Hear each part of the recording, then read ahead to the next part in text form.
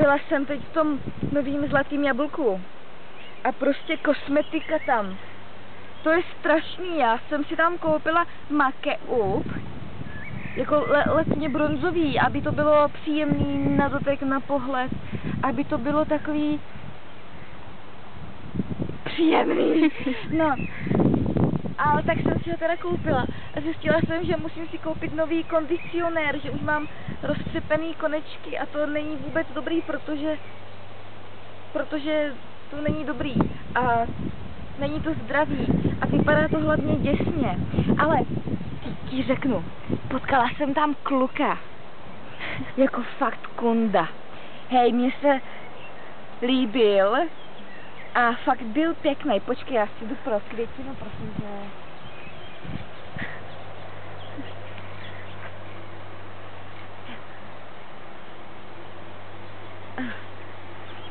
No, tak dobrý, jako zrcadlo? No.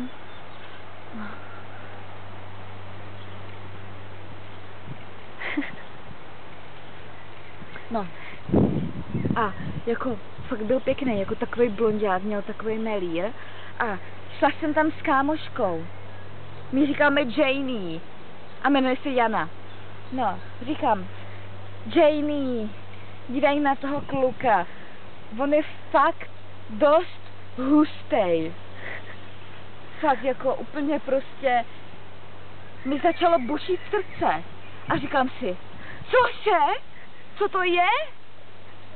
Mě buší srdce. Úplně, to ti nevěříš, já jsem se fakt bála, že prostě tam umřu.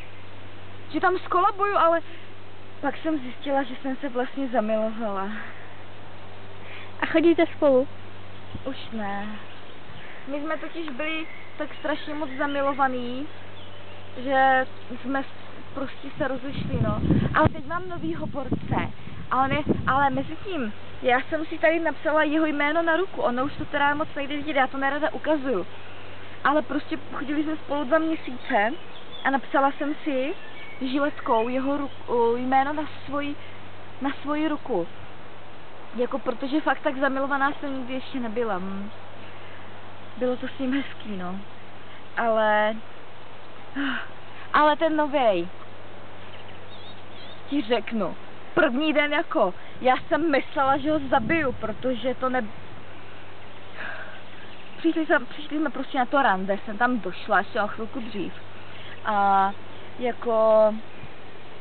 On už tam taky byl, taky přišel o trošku dřív, takže jsme tam vlastně byli přesně oba dva stejně.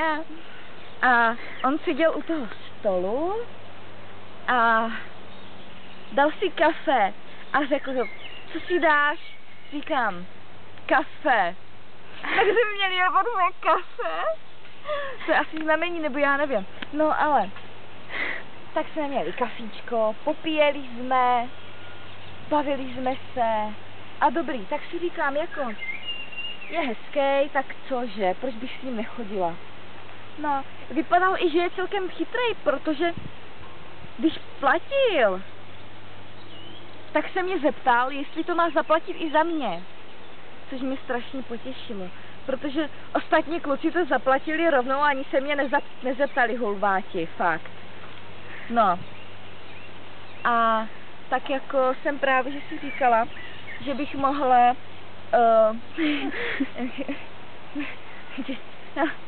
že bych mohla jako prostě nějak změnit svou image, tak jsem si řekla, že se prostě ostříhám.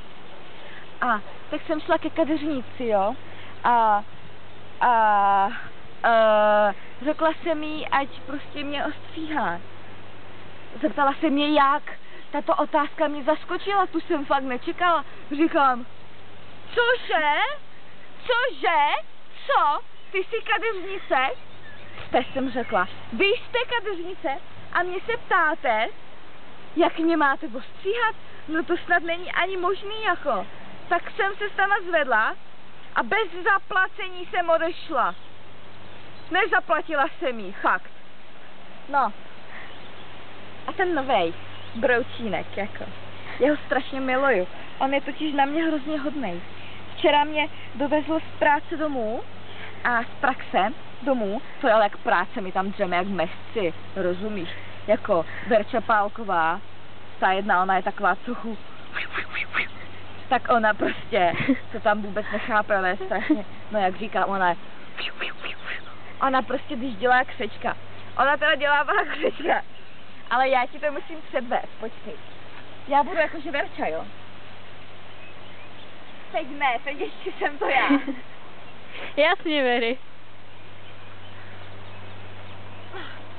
Tak, teď budu Verča, jo, prostě.